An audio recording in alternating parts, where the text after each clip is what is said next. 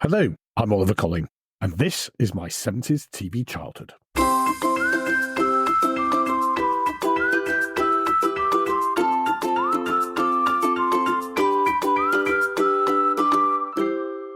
Welcome back to our podcast dedicated to looking back at what it was like to grow up as a child in 1970s Britain, and the huge part that television played in our and our families' lives back then.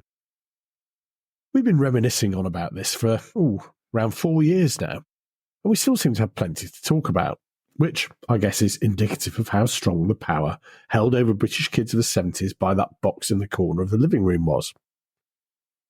Thank you, as always, to those of you who've been in touch. We have had lots of messages following our recent episode on Basil Brush. Boom, boom! And in particular, our Facebook site was red hot with all of you who wanted to share your love of the cheeky little fox. Here's a few examples. Andrew loved Basil Brush, followed by Doctor Who The Generation Game as part of a cracking Saturday evening lineup. Lorna Jane said, I love Basil Brush. He's so funny. I think we agree with you, Lorna Jane. And Sally Ann reminded us about how much Basil loved his jelly babies, which we didn't mention on our episode, but really probably should have done. Lee also wondered how Dirty Gertie at number 30 was getting on. Again, something we should have referenced in the podcast, so thanks for pointing that out, Lee. And I was very jealous of the number of you, including Angie as an example, who shared the fact that you still have Basil Brush dolls from the 1970s, something I'm extremely jealous of, as I never had a Basil Brush toy. However, I'm probably most jealous of Stephen, who shared that his dad bought him a Basil Brush LP, no less, and he attached a photo of the album cover. I wonder how many copies of Boom Boom It's Basil Brush the album are still in circulation. If you've got one, like Stephen, you can let us know on our Facebook, Twitter/X, YouTube and LinkedIn pages, or by leaving me a comment on our blog at www.my70stvchildhood.com, or just by emailing me, oliver@my70stvchildhood.com. At the time I sat down recording this episode, children across the UK were getting ready to go back to start the new school year, or had already done so in Scotland, and it made me think of my first days at school in January 1972. And the first thing I realised is that 1972 is a long, long time ago. 52 years, in fact, which is staggering, as in some ways it only seems like yesterday. To put that into a bit of perspective, if you think about it, 52 years before 1972 was 1920. So that is a heck of a long time. And 1972 also saw the start of an educational TV show on ITV made by Thames Television. This show was aimed at those children, similar to my age at the time, who were about to start school and to help them bridge that gap between nursery school as it was then and primary school. I remember this show starting largely because it was something a bit different, and the fact that ITV had started to invest in new programming for children. In slight contrast to the BBC, which tended to show the same things again and again and again. And this show, although we didn't realise at the time, was one which has become a fond favourite with generations of young viewers.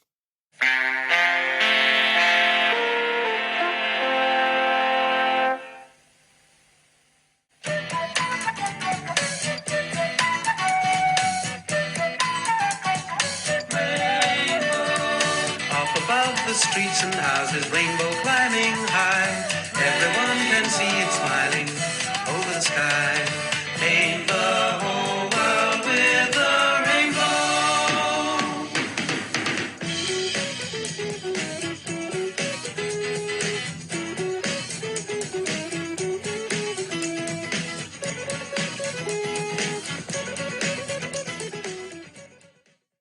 Rainbow was first broadcast by Thames Television on ITV in October 1972, and it was, well, a bit different to those other shows that were aimed at that young audience.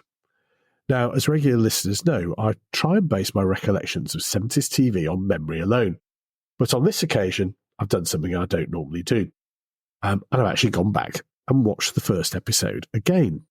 Hello. David, come and see what I've done. Have a look at this. Oh, that's very good. How did you do that? Well, I got this plate. Yeah. And I put it on the paper like this. Mm-hmm. And then I drew round it with my crayon, like this. Oh, that's a good idea. Can you do that? What shape is it, Bungle? Plate shape. Yes, but what shape is the plate? Is it a circle?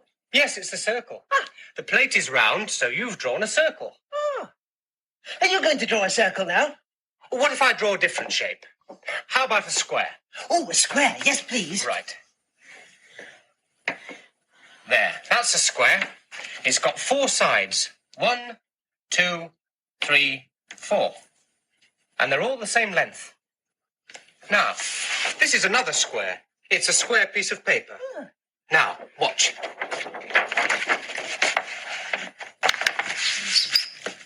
There. That's another shape. Do you know what it's called? Do you know? It's a triangle. Oh. It's only got 3 sides. Oh. 1, 2, 3. Now, that's 3 different shapes we've got. We've got a circle, a square, and a triangle. A circle, a square, and a triangle. That's it. Quite interesting just to look at that, because the show actually developed into something a little bit more, engaging and exciting. But for those of you who don't remember, the format of the show was pretty straightforward and repetitive in the way that kids' programmes often are. Each episode would deal with a particular subject. In the case of that first episode, that was shapes, and the presenter, who was first David Cook and then later and more famously Geoffrey Hayes, would help the central characters get to grips with the subject in a sort of teacher-pupil kind of way. We'd have quite a bit of music and singing, and each episode would include a bit of a story from the Rainbow storybook. David Cook, the original presenter, was to become better known as an author and screenwriter, but he was the main presenter of the first 2 series of Rainbow, and under his rather, benign supervision, we got to know the other characters in the show quite well. Firstly, there was Bungle, a brown bear who wasn't actually a puppet, but was an actor in a bear suit. In the first series, he was played by John Leeson, and the character was, frankly, quite terrifying, as the original costume was very bear-like, and it made him look like he'd escaped from the set of a horror movie rather than being a sort of cuddly children's character. I think there are quite a few of us of a certain age who still shiver at the thought of that scary apparition. Fortunately, in the next couple of years, Bungle evolved from being a wild-eyed, rather mangy-looking, fairly realistic bear into, basically a large teddy bear. And by the time we got to Stanley Bates taking on the role in 1974, the Bungle that we all know and love was firmly cast. I always found Bungle a bit irritating, to be honest. He was a bit of a goody two-shoes, but had a tendency to whinge a bit as well, particularly when he was riled by Zippy, who was, in many ways, the absolute opposite of Bungle. Zippy was I'm not actually sure what he was meant to be. He was a puppet who spent a lot of time on the window ledge and was loud, bit of a bully, but also very naughty and often quite funny, in the sort of way that small children find things funny, making him extremely popular with that segment of the viewers. Zippy had a sort of melon-shaped head and a zip for a mouth, which could actually be zipped up to keep him quiet when he got too much out of hand. Looking back, he was actually pretty badly behaved, and didn't treat his fellow cast members very well at all. He was a bragger. He always boasted about how much better he was than anyone else at virtually everything, and he used to eat lots of sweets and chocolates given half a chance. So all in all, not a great role model, but one which lots of little children loved.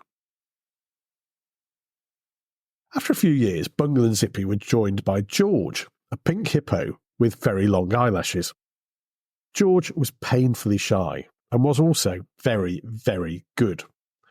He spoke softly and slowly and often appeared to be the voice of reason, particularly when Zippy and Bungle were falling out, as they did very often. Are you going to make something, Bungle? Yes, look, George. Now, guess what it is? I can stretch the plasticine out nice and long. Oh, a plasticine sausage. No. Oh. Hello. Do you know what Bungle's making with his plasticine? I don't. It's getting longer and longer, Bungle. I know. It's a long plasticine sausage. Longer and longer and longer. Oh, it's a worm, isn't it, Bungle? Oh, no, George. It's not a worm. It's something longer and fatter than a worm. Well, have you guessed yet? Well, it makes a noise like this. Sss. Is it a plasticine snake, Bungle? Yes, it is. Oh, dear, no. Oh, dear. It's the funniest snake I've ever seen. Oh. Well, I'm going to make the snake curl up now. You watch, George. There. Well, it's all right, George, because the snake's asleep now. I don't like snakes, Bungle. Well, don't worry, George. Quite a lot of people don't like snakes. Well, I was only trying to make something long, Geoffrey. I'll make Zippy a long sausage now. Oh, yes. Longer and longer. No sniggering at that one, please. In 1974, David Cook stepped away from Rainbow to focus on his writing and was replaced by Geoffrey Hayes, who is fondly remembered by many of us as the face of Rainbow. Now, it's never made clear exactly what Geoffrey's connection was to Zippy, George and Bungle. I suppose he was a sort of carer or teacher figure who looked after the residents of the Rainbow House and helped them learn about life and how to treat each other. I don't actually remember Geoffrey being particularly friendly to the others, and he would often start off being positive, cheerful and ebullient before being ground down by Zippy's lip or Zippy and Bungle having an argument. He could also get a bit tough with them and wasn't averse to being cross with the gang, especially Zippy. And he wasn't afraid to use that ultimate sanction on Zippy, which was to zip up his mouth to stop him talking. 3, 4. It's going to fall. No, it isn't. Hello. We're seeing how high we can build this tower before it falls over. George has just built a tower with 6 bricks. It's Bungle's turn now. I've just got to 5. Oh, don't do that, George. You'll make me laugh. Sorry, Bungle. What's going on? Bungle's building a tower. Oh, I can do that. I'm very good at building. I'll show you. Hey! Zippy. That was my tower. Now, 2 and 2, 1, 2. Zippy, now come on. Now say you're sorry to Bungle. You knocked his tower over. I didn't know. Oh, yes, you did. I was building my tower and you just knocked it over on purpose. It's not fair. Poor Bungle. Yeah, but I want to build something. I mean, I'm very good at building. Well, you can take your turn after Bungle. You're greedy. No, I'm not. Yes, you are. You always want to use the things other people are using. That's not being greedy. It is. It's greedy and it's selfish. Me? Selfish? What's selfish? You're selfish. You never share things. You always want to keep everything for yourself. Yeah, I was only going to show you how to build a tower properly. That's all. Zippy, you know you've got to share the bricks, don't you? There aren't enough of them to go round for you to build all at the same time. You've got to take your turn. Now, if you can't wait and take your turn, you must go and play with something else. I want to play with the bricks. Now, come on, Bungle. Let's see how high you can build your tower. Then Zippy can have a turn after you. No, thank you. I'll find something else to do. Huh.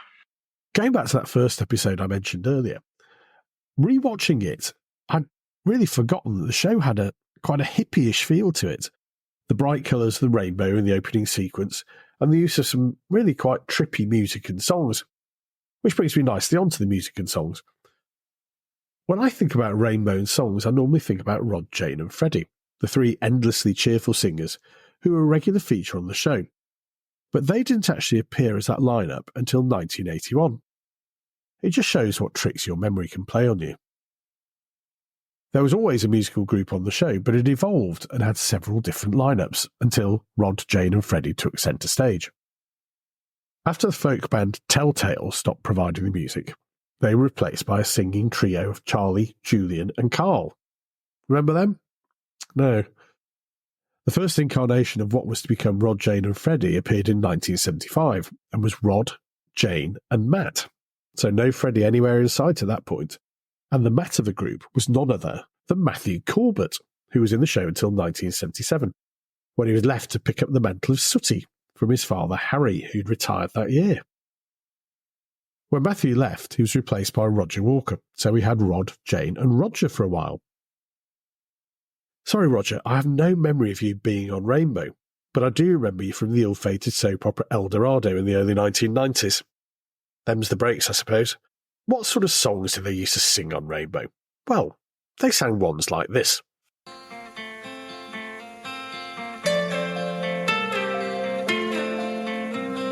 I've got a lamb, a funny little lamb. I laugh at the game she plays. But time goes by, and my little lamb grows bigger and bigger each day. And her mother feeds and cares for her, so when she is fully grown, she can be a mother too, with babies of her own.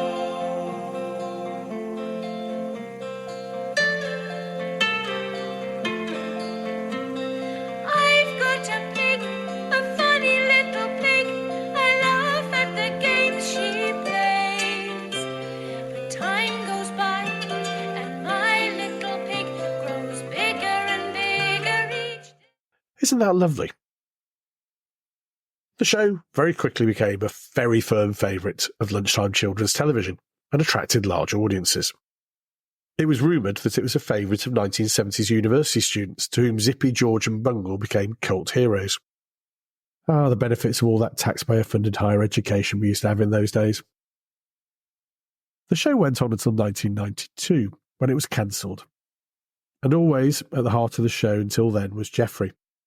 He brought a sort of calm and order in the madness of Zippy and Co. And I always think it must have been quite a challenge for Geoffrey to be constantly upstaged by, well, a man in a teddy bear suit, a pink hippo and, well, whatever Zippy was. And the downside for Geoffrey Hayes was that after the show's cancellation, he found he was virtually unemployable as an actor because 3 generations of viewers could only see him as Geoffrey from Rainbow. One appearance in later life that did make me smile was when Geoffrey, George and Zippy cashed in on the electronic rave movement with a dance version of the theme tune. Hello, everyone. This is the Rainbow. Groove, George, groove. And it's not like that. It's like this. Zippy really likes it. Zippy really likes it. He's loving it, loving it, loving it. He's loving it like George. Zippy really likes it. It gets me so excited. He's loving it, loving it, loving it. He's loving it like George. Zippy really likes it. Zippy really likes it. He's loving it, loving it, loving it. He's loving it like George. Zippy really likes it. It gets me so excited. He's loving it, loving it, loving it. He's loving it like George. Up the streets and houses, rainbow climbing high. Up the streets and houses, rainbow climbing high. Yes, we're the Rainbow Crew. George, Zippy and Bungle too. Rubbing it up with the man Zippy. Making hits the one and only. Birds on the mic gonna throw some pros. My name's George with a pinky nose. Party people living I large. can't believe it's called Garage. Garage, George. Garage, not garage. I'm not quite sure what to say about that. Geoffrey Hayes died in 2018, and I remember feeling a bit sad when I read his obituary in the paper at the time, as he spent the rest of his working life stacking shelves in Sainsbury's and working as a taxi driver, in between occasional Rainbow-related gigs. I think he deserved better, and I'm sure just hearing that famous theme tune takes us all back to Geoffrey and the gang and simpler, happy times. What memories do you have of Zippy, George and Bungle? Did you ever learn anything from the supposedly educational show? Or are you like me and just remembering the main characters larking about before having an argument which ended in Zippy's mouth being zipped shut? Let me know by leaving a message on our blog at www.my70stvchildhood.com or on one of our many social media sites that I mentioned earlier. Alternatively, you can just email me, oliver@my70stvchildhood.com. Now, I know you're going to be humming that theme tune for the rest of the week, but please do join us again in a week's time for the next edition of our 70s-related TV trivia quiz. And then again in a fortnight for the next edition of the regular podcast. Until then, take care and be nice to one another, like Geoffrey would have wanted you to. And join us again soon for more from My 70s TV Childhood.